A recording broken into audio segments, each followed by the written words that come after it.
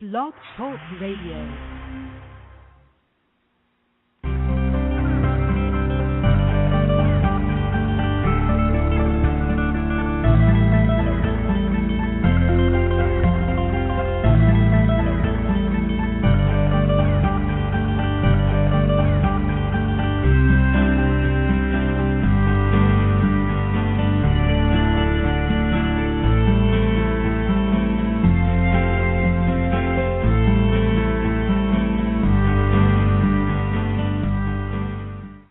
Welcome to the new Prepper Podcast Radio Network.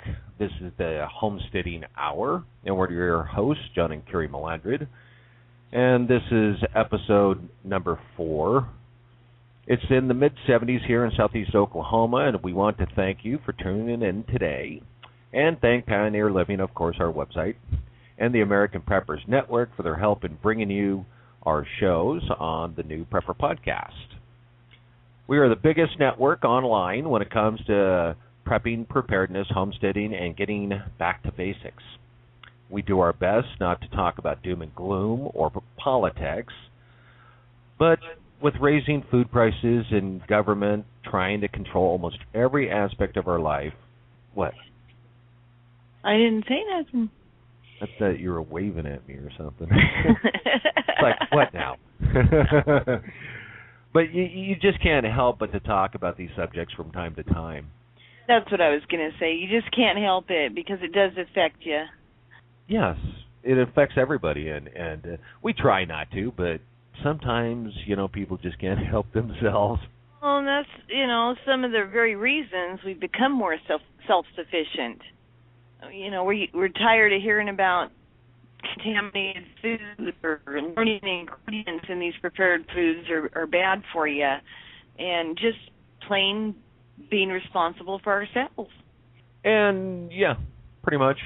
I mean, not to mention that I like to know where my food comes from and how it's handled, and if there's pesticides, which there isn't here, and I don't want GMO foods or Franken foods or, right, any of that stuff. And then just like the liners in cans now.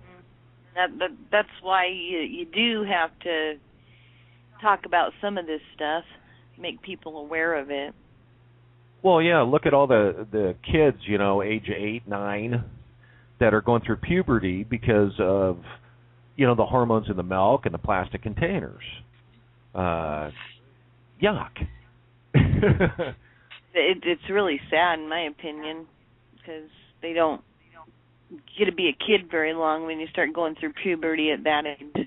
Yeah. And just eating that stuff just plain nasty anyways, I mean, they have the FDA, but that's kind of a joke, so.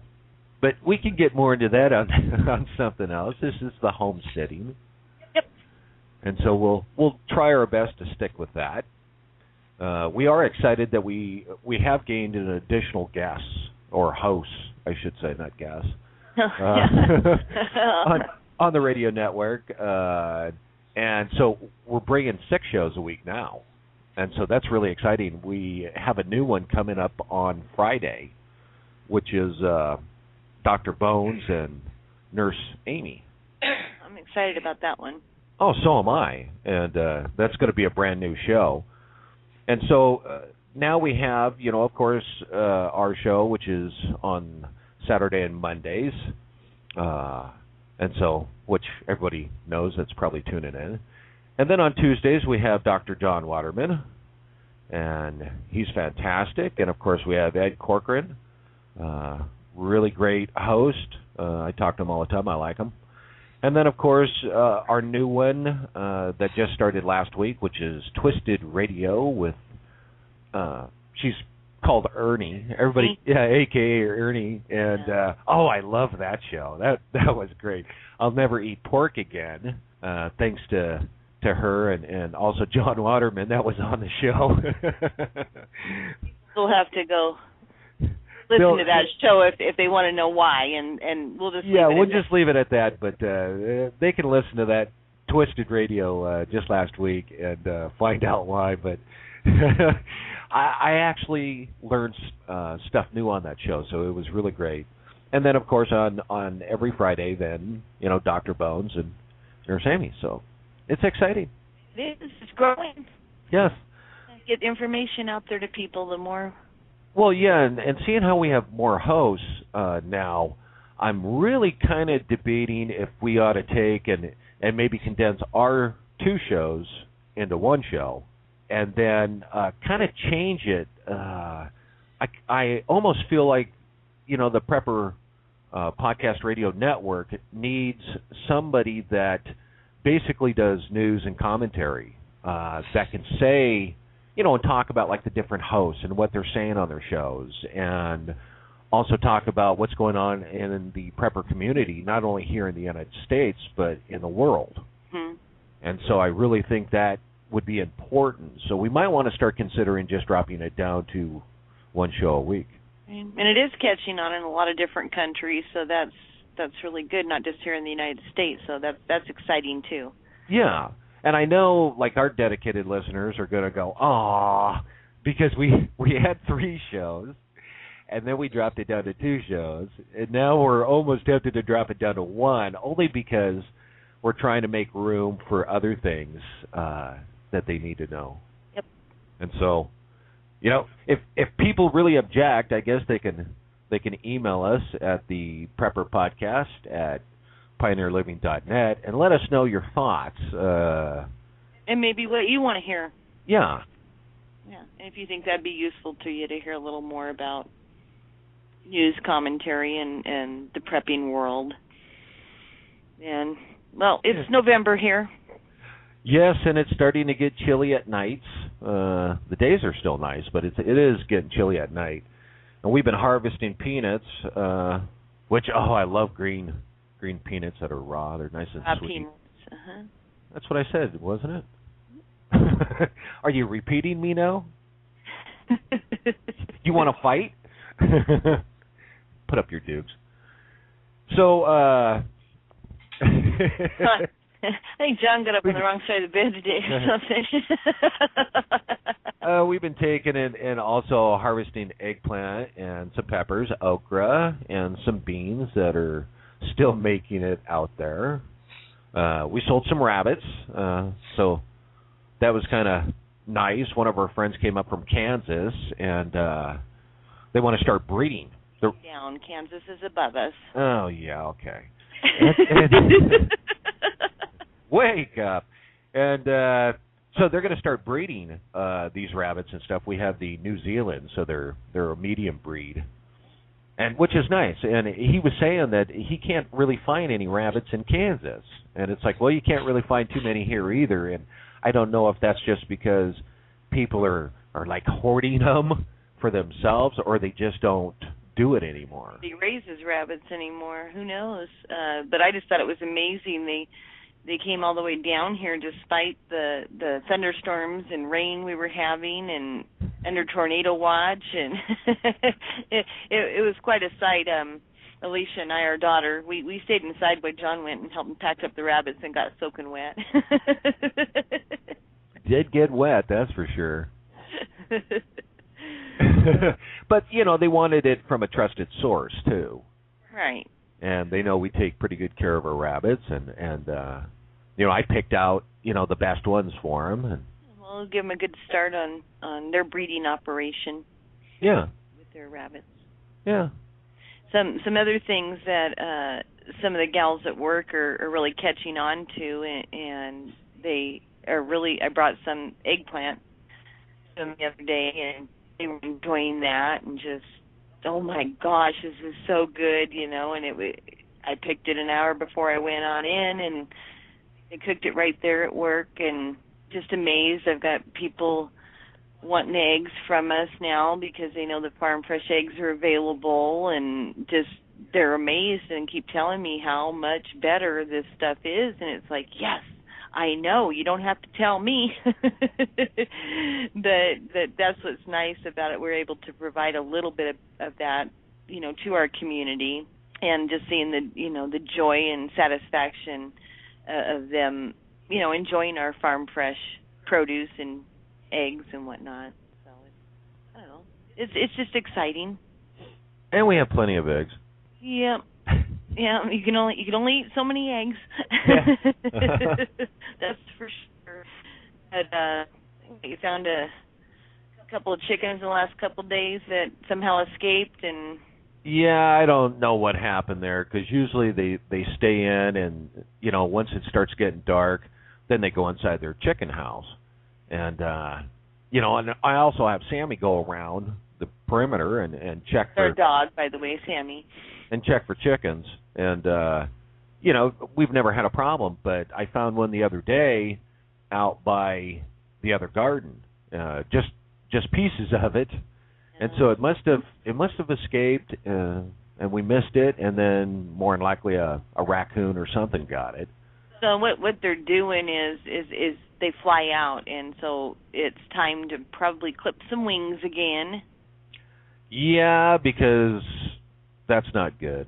If they're going to get eaten, I'd prefer to eat them myself. Yeah. And then of course yesterday the dog was chewing on the remains of one. And so it's like, what? You got to be kidding me. And so we lost two then. Yeah. So I guess just going to have to be a little bit more careful. And that's part of homesteading. Yes. I've got something that I ran across the other day, the complete book of self-sufficiency, and it's written by John Seymour back in 1976. And there was quite a long comment regarding this book, and I'm just going to read it to you, and it just amazes me. Well, we were pretty young still back in 1976, so I guess we wouldn't have been real aware of stuff, but a lot of it pertains to today's society too. And this gentleman goes on and writes, we can do things for ourselves, or we can pay others to do them for us. These are the two systems that support us. We might call them the self-reliant system and the organization system. The former tends to breed self-reliant men and women. The latter tends to produce organization men and women. All existing societies support themselves by a mixture of the two systems, but the proportions vary. In the modern world, during the last 100 years or so, there has been an enormous and historically unique shift away from self-reliance and towards organization. As a result, people are becoming less self-reliant and more dependent than ever has been seen in history.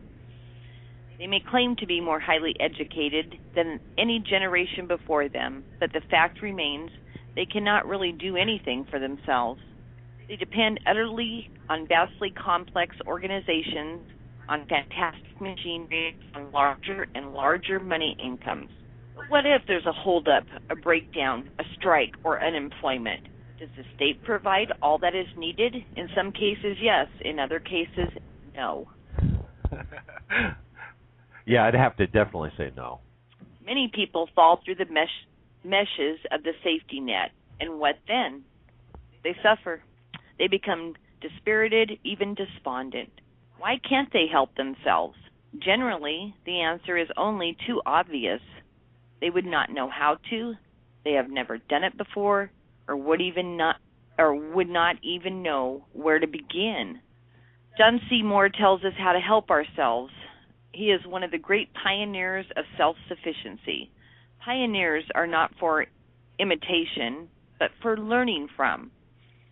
Should we all do what John Seymour has done and is doing?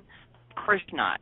Total self-sufficiency is an unbalanced and ultimately solidifying as total organization. The pioneers show us what can be done, and it is for every one of us to decide what should be done. That is to say, what we should do to restore some kind of balance to our existence.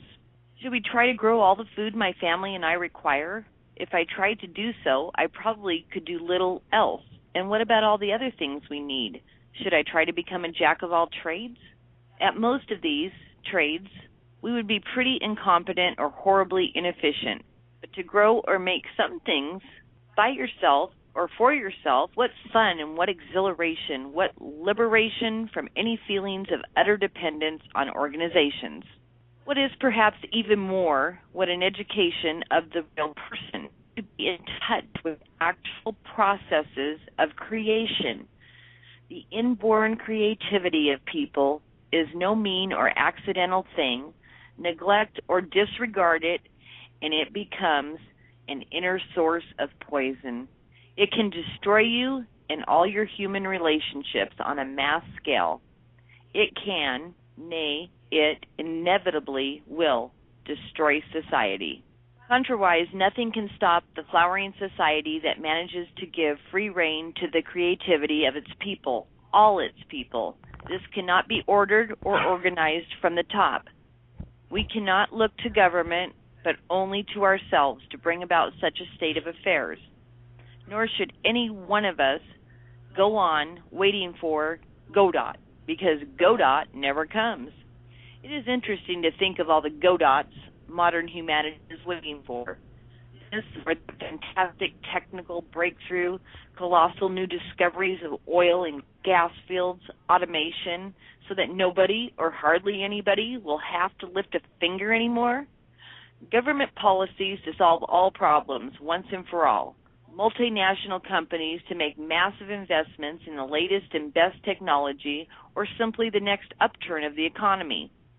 John Seymour has never been found waiting for Godot. It is the essence of self-reliance that you start now and don't wait for something to turn up. The technology behind his self-sufficiency is quite rudimentary and can be, of course, improved. The greater the number of practitioners, the faster will be the rate of improvement. That is, the creation of technologies designed to lead people to self-reliance, work enjoyment, creativity, and therefore the good life. It's a major step along that road, and I wholeheartedly commend it to you. And that was written by Dr. Schumacher, and I just thought it really summed up that book and a lot about John Seymour. This is a little more about him if you don't know about him. He's commonly known as the father of self-sufficiency. He lived a varied and fascinating life. He was a writer, broadcaster, environmentalist, smallholder, and activist, a rebel against consumerism, industrialization, genetically modified organisms, cities, motor cars, and an advocate for self-reliance, personal responsibility, self-sufficiency, food, drink, dancing, and singing, gardening, caring for the earth and for the soil. I wish I would have known him. Yeah, me too. Sounds like a really cool guy. In all, he produced 31 books, including The Fat of the Land, covering travel, rural crafts, and gardening. But his abiding mission was to preach the gospel of self-sufficiency.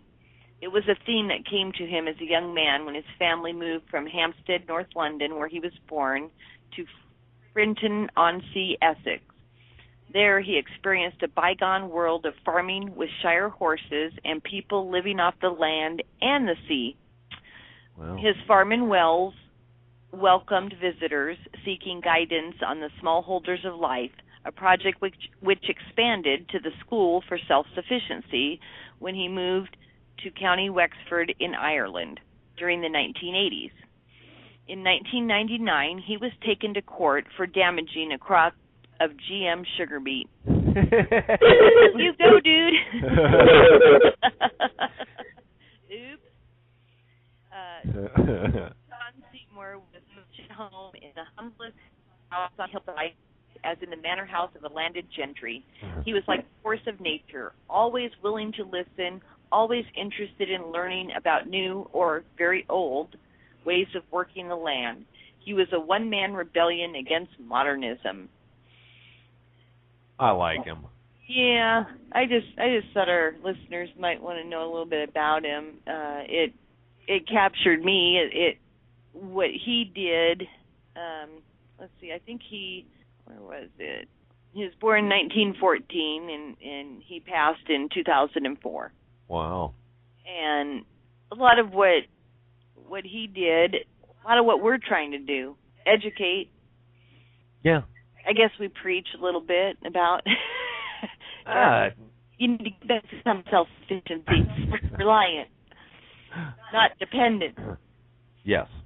And that's a lot what he did, and we're big advocates against educating people on genetically modified seeds and foods and whatnot. I talk to as many people as I can and make them aware of this, what's going on. Because they're not aware. It's not in the mainstream news or anything, but it's still going on.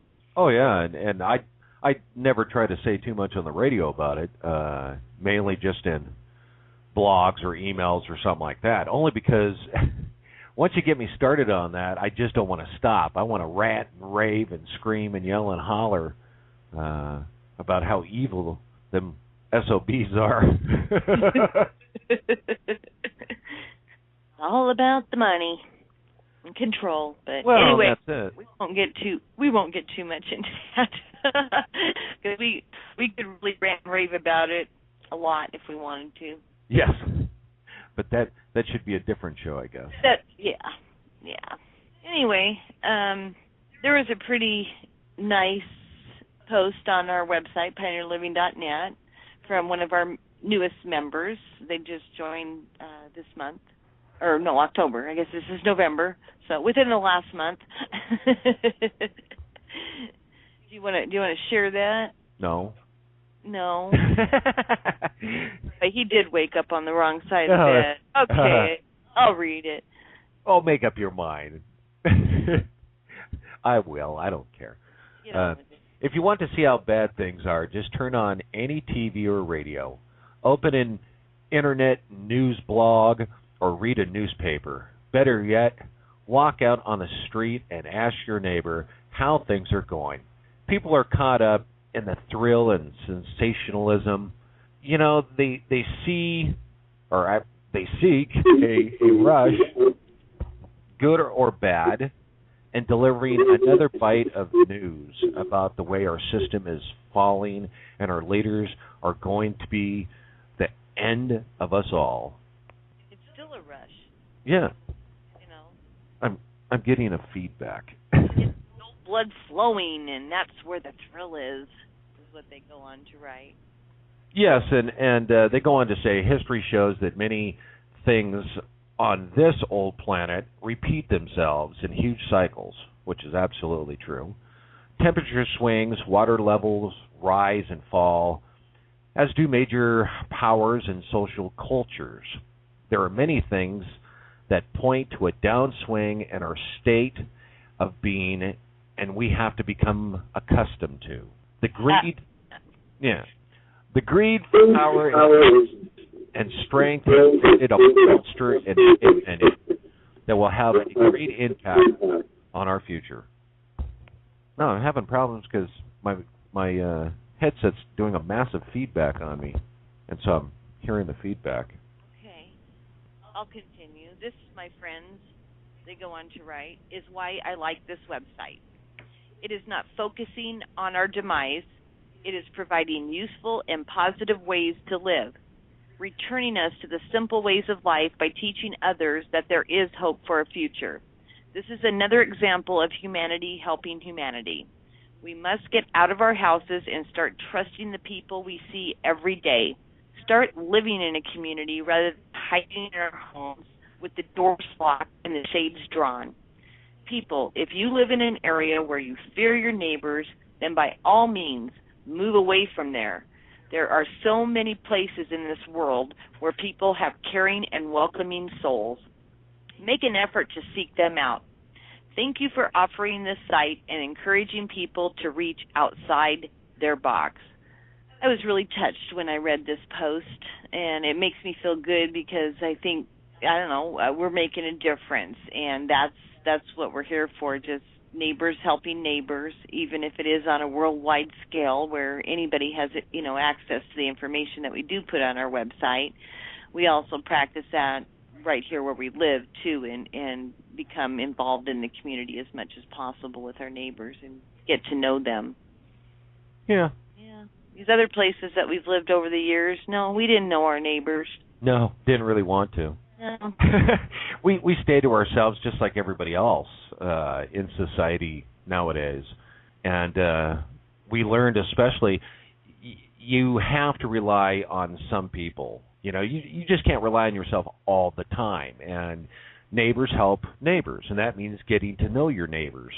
Right. And privacy is one thing, but you do need other, human beings to interact with. Yes. Otherwise, you're just caught in that matrix. You might as well just get in one of those test tubes.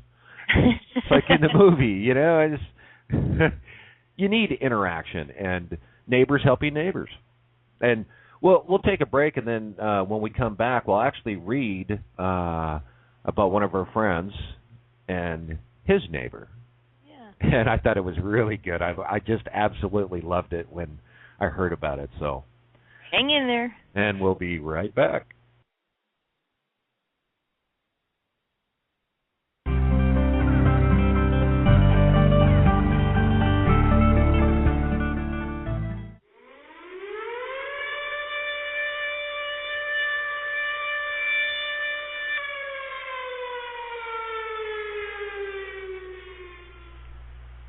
Hopefully, every time you see and hear about a disaster, it makes you stop and think, what if it was me or my family?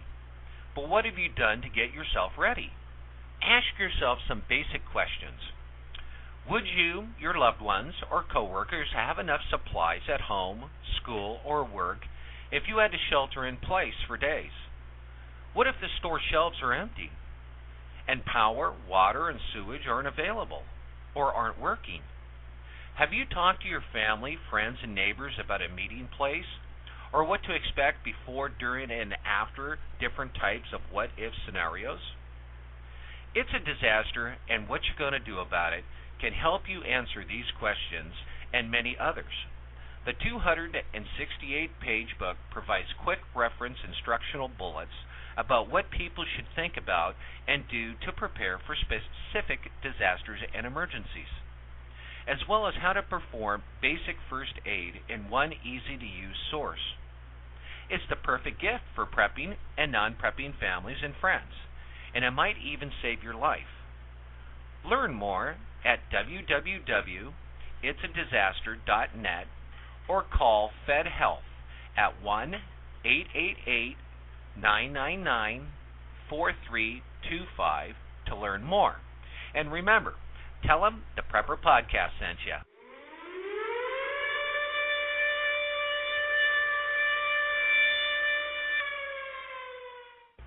At the Ready Store, they offer emergency preparedness solutions to individuals, families, businesses, and communities at prices you can afford.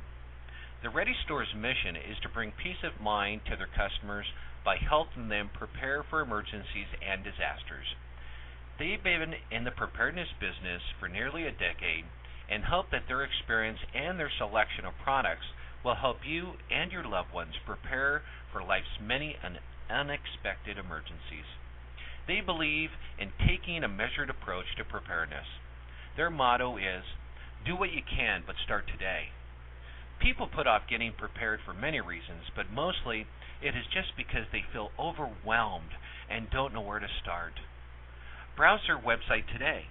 Just go to our link on our homepage at www.prepperpodcast.com and click on the Ready Store. Thank you.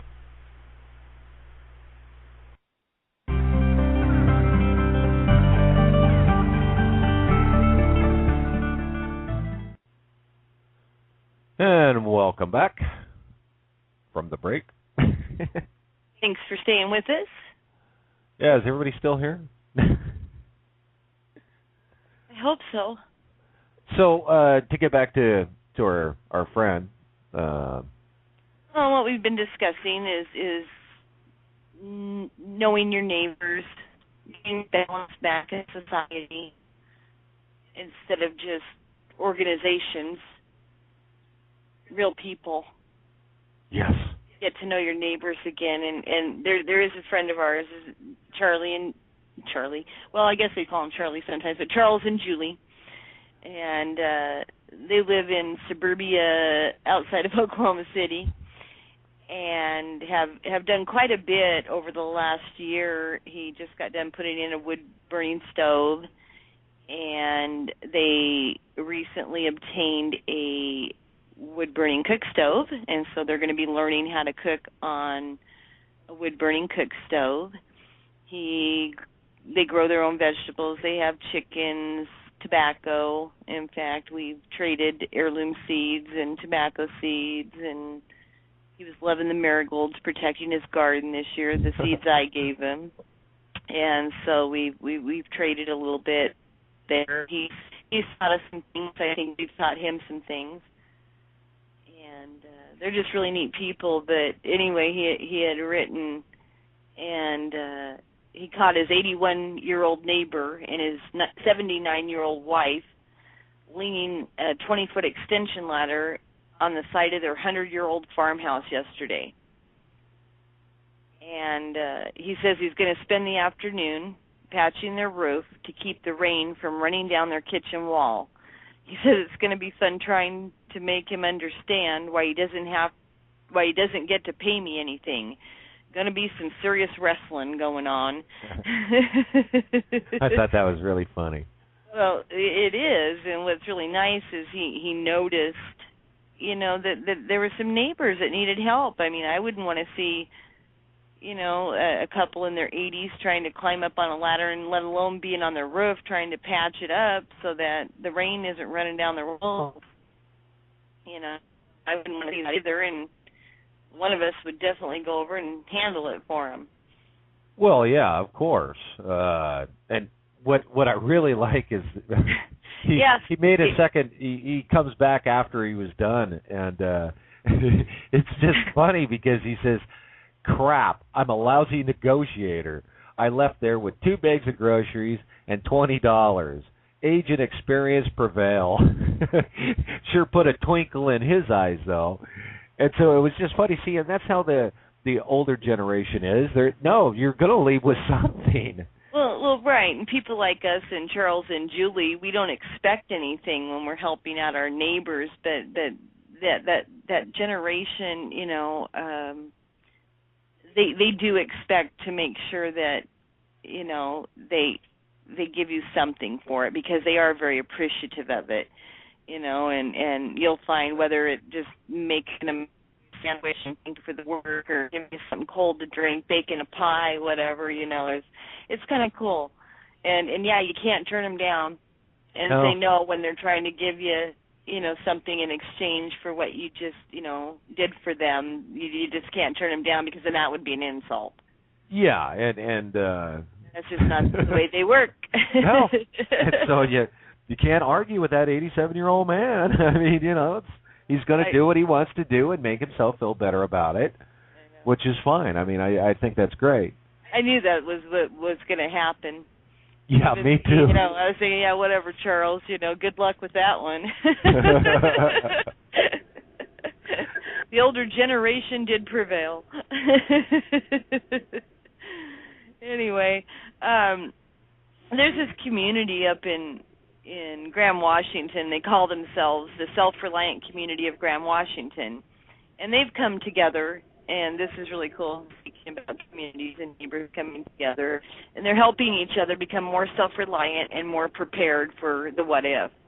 And we're going to hopefully be contacting them, and we'd really like to get them on as guests on one of our shows, and just find out how they started this group and what they do as a group as far as prepping preparedness and the different homesteads that they might have and being more self-reliant. And I just think it might be helpful to help other people out there on how they might start some groups in their community too, because you can't do it all alone. That would pretty much be impossible, and you'd be inefficient, and you can't be competent in all aspects of life. So I think it was an interesting basic list that they had listed that is a requirement of the members of their group. It's called the 7-Task Completion Tracker, and it's to provide a visible and practical demonstration of the ability to get by without such essentials as readily available food, gasoline, electricity, drinking water, etc. Self-reliant community members are expected to work toward completing these and to help others do the same. And we're just going to go over their small list here, but it's all very practical and basic. And is a good way to start to build a small greenhouse suitable for your family. And this is important. Start your plants before you put them out in the garden. You get an early start on them. And even possible for growing during the winter season as well. And having fresh food available for your family. Become acquainted with neighbors, previously strangers, is number 2. That's what we've been talking about a lot on this show. That's important. Grow a food garden is number 3. And you got to cook at least one dinner from your own produce. And we've done that several times. Yeah, that's an easy. All ingredients were what we have produced, and we do that quite often. Preserve several quarts of food for winter use, not freezing, and that's a no-brainer in case the power goes out. No power and stuff like that. You're not going to rely on your fridge or freezer or anything. So you want to make sure that you do have canned foods to survive off of, or if you're going to have can enough within your freezer if it's a long period of time that you've lost power. Number 5, to create a warm room in your house, heated with electricity. And that's really smart. In one room, making sure that it is a warm room, so you don't have to try to heat the whole house in the event of an electricity failure or. Number 6 is to use a rain barrel to save water. From what we've read, yeah, there's certain states that's illegal. Certain to outlaw it, and it's like, how can you outlaw collecting water from the sky? Well, yeah, there's no state or individual that actually owns rainwater. I mean, that's just insane, and I can't believe people haven't gotten up and just fired every single person in their state for making that stupid law or statute or whatever you want to call it. Right. But I would definitely recommend, if it is illegal, in your state, for instance, and please check, but I would at least take and put that rain barrel, get one, and put it in your garage or put it somewhere. And then if something ever does happen, where there's no power, and you could just take those laws and throw them right out the window. It's a matter of survival now. And so just have it, if anything, just have it so that you can. What, are the rain barrel police going to come around? I don't know. It's the stupidest thing I've ever heard in my life. I ain't hiding my rain barrel, but whatever, that's your choice. I mean, the next thing you know, they're going to tell me that I can only breathe, 5 times per minute or something like that. I got to monitor my breath or, some stupid thing. And number 7, own a good emergency bicycle. And that's a good one, too. That is. No gasoline or, something at least you can ride the bike. I don't know where you'd really ride it to, though. Well, I was talking to a gal just yesterday, and because I've been collecting a bunch of containers for us to store. She says, "What are you using all those containers for?" I said, "Well, to store water." I said, "If we lose electricity for any amount of time," I said, "we're not real worried about it because we can bucket water from the well, but." I don't want to if I don't have to. So yeah, that's a lot of hard work. And yes, if we had to, that's what we do. But if we have a bunch of stored up water, then hopefully it'll get us through any period of time that we're not able to use the electric pump on the well. So, and she was like, "Oh, well, that's a good idea. We've got a natural spring it's only a mile from the house, so we could go fill up some containers down there." And I said, "Well, good. You at least know where you can get it, so that's good." And so that was encouraging to see, that it just made her think. And she's like, "Well, that's okay. Yeah, we got that." So at first she thought maybe our water was bad and we were collecting it somewhere and that's what we were using. And I said, no. We got good water. But I think after she walks that mile, to that stream and gets a couple gallons of water and walks back, try doing that all day long just so that you can take a bath Right, and she'll get some good exercise. I mean, they had to do that back in the old days, so it's not really a problem. But you know, if the power goes out because of a disaster or solar flare, whatever, there's going to be a whole lot of people going on some really nice diets. Mm-hmm. but my point is, at least I planted the seed that we store water, and it might get her to thinking, maybe I'll take some of those containers home and wash them out and start having a little extra water, because, yeah, she might start to think that that's going to be a ways to go. Yeah, and that's the only thing you can hope for, basically, is to plant the seeds, you know, just like in your garden. We're just planting seeds in people's heads, giving them an idea, and also letting them know what's going around here, because we live this lifestyle. We are basically the pioneers, but of the 21st century, of course, because modern pioneers. Yeah, because if you have the technology, of course, use it, but don't rely on it, and make sure that you always have backups. You know, just like backup water, we have several hundred gallons now, and then containers, lots of containers. We don't throw out anything, really, and we do that because if our neighbors didn't plan, we have containers that they can bucket from the well, put it in the container, and carry it all the way back home. Yeah. And so you have to think about that, too. You do have to think about your neighbors, family, friends, or anything else, because you might not be just taking care of yourself. You might be somewhat taking care of them. And, of course, they'll be helping to take care of you, because nobody gets a free ride. Well, and that's all getting back to community and get to know your neighbors, and you're more likely to want to help them out and them help you out should you need it. Yeah. And that's a lot of what we've been talking about, communities, getting back to being communities. Yes, Stop living in a cave.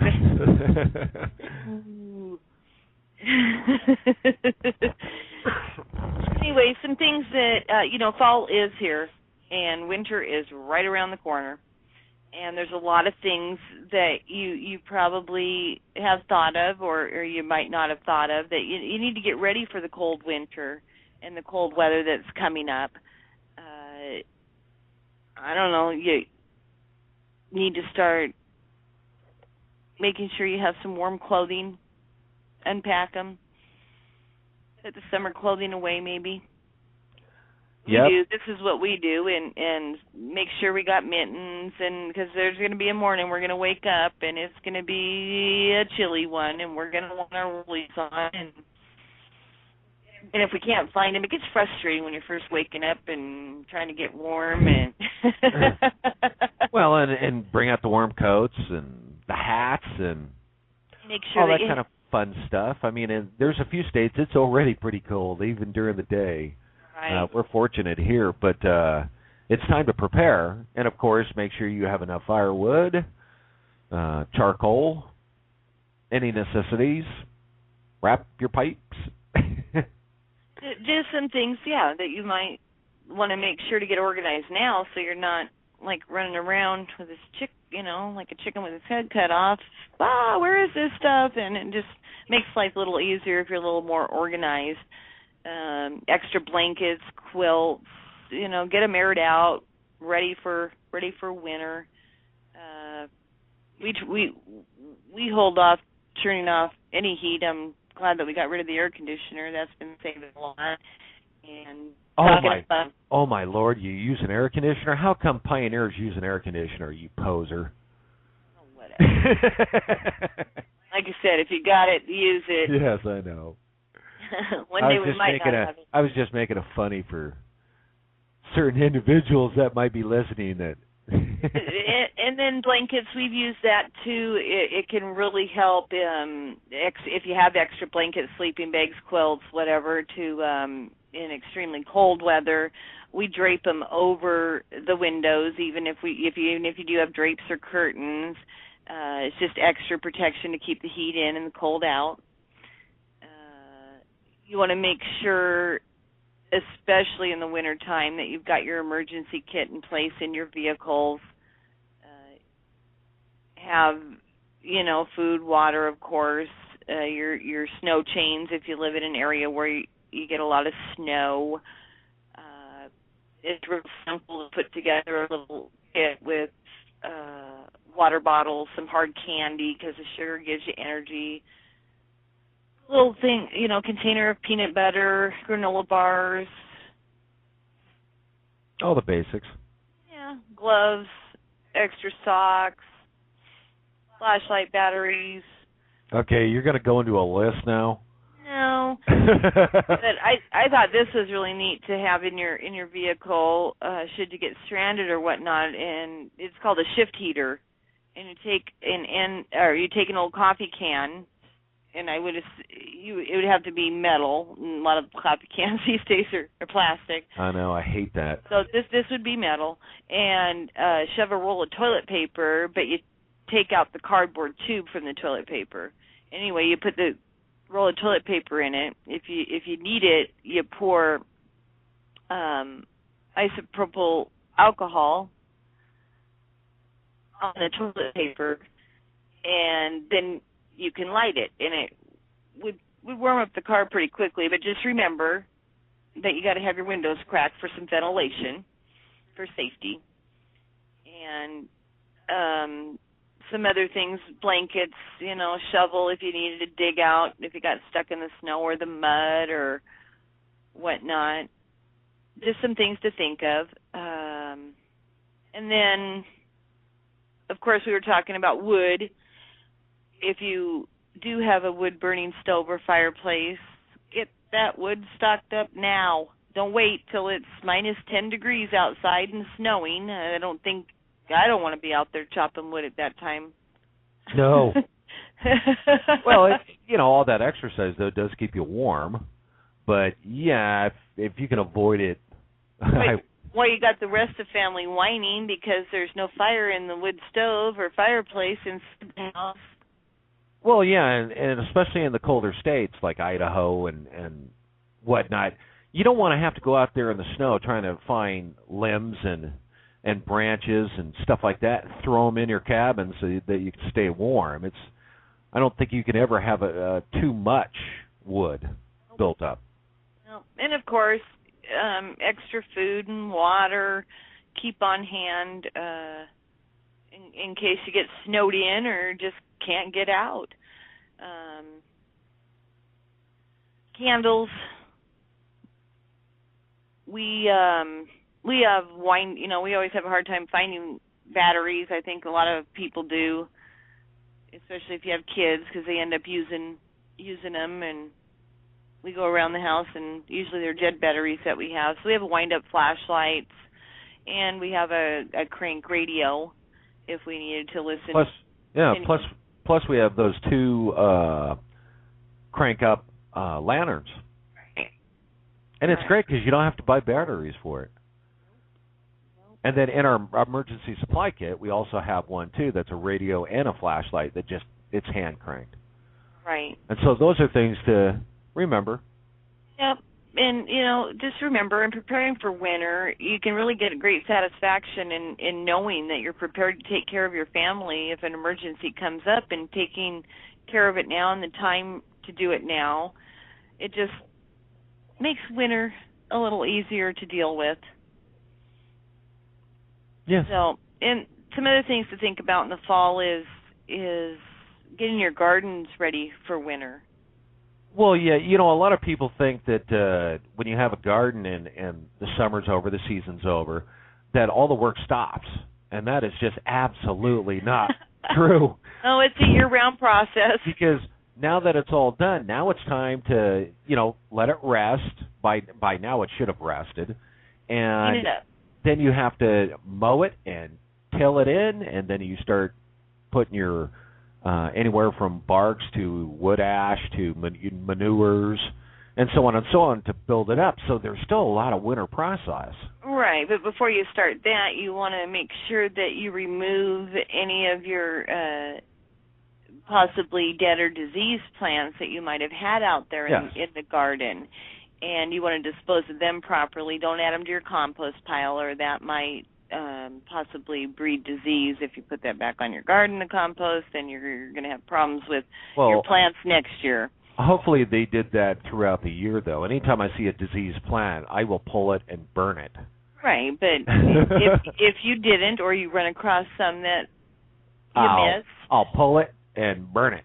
Yep. That's the safest way to doing it. Any of your stakes that you had, or trellises, tomato cages, or your bean stakes, make sure that if you're going to reuse them next year, just kind of spray them down with a bleach water solution, and just to make sure that there's nothing growing on those, and so that they're ready, and store them away, ready for next year.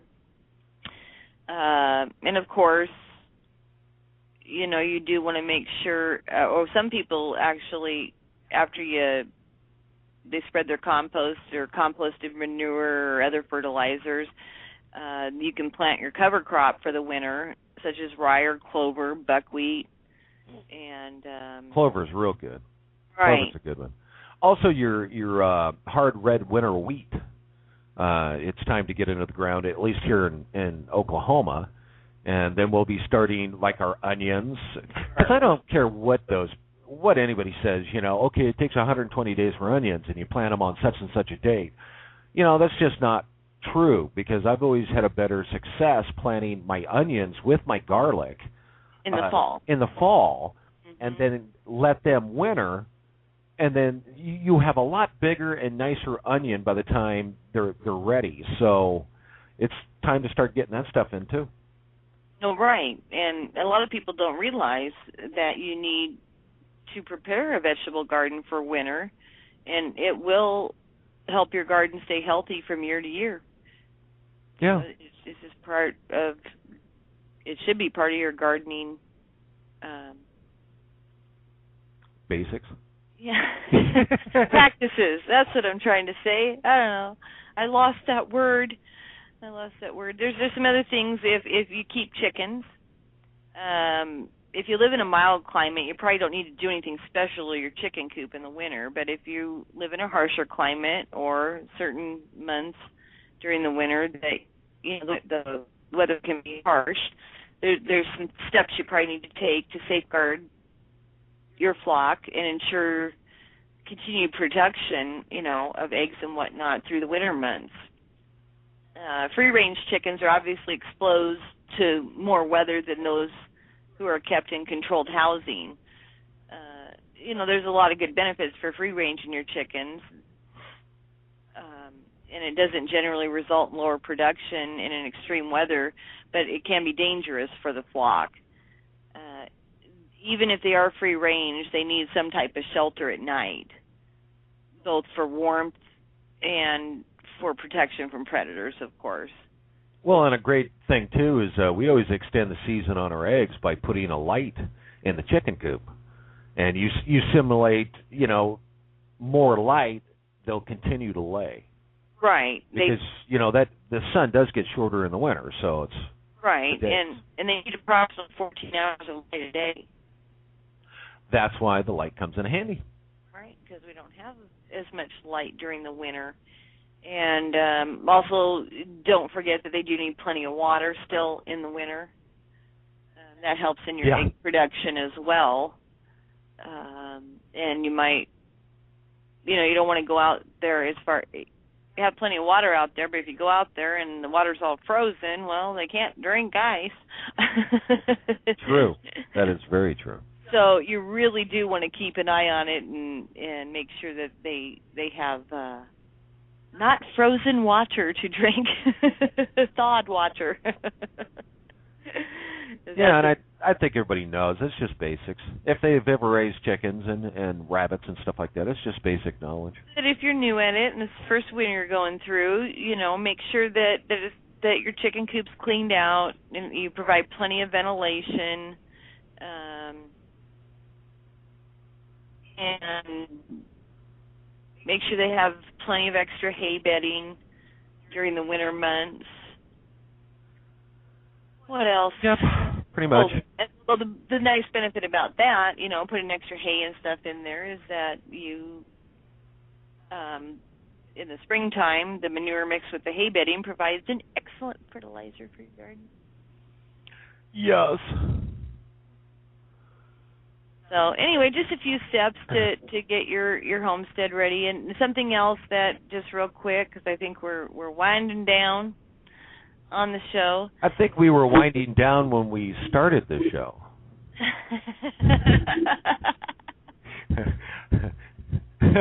Well, we're not on our game today.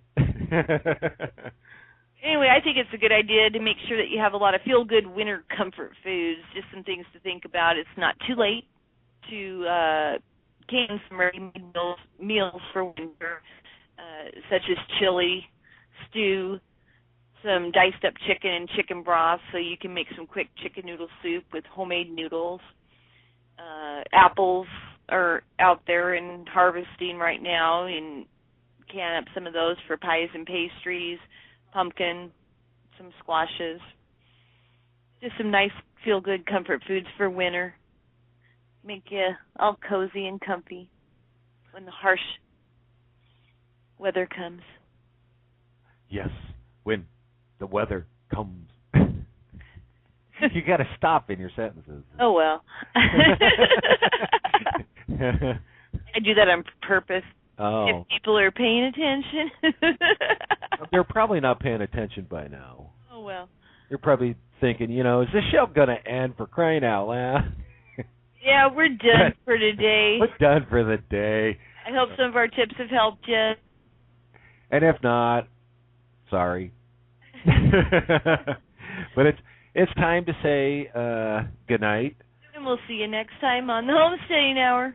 Yes, and don't forget, tomorrow is Tuesday, and so tune in to the Waterman Files. Good night.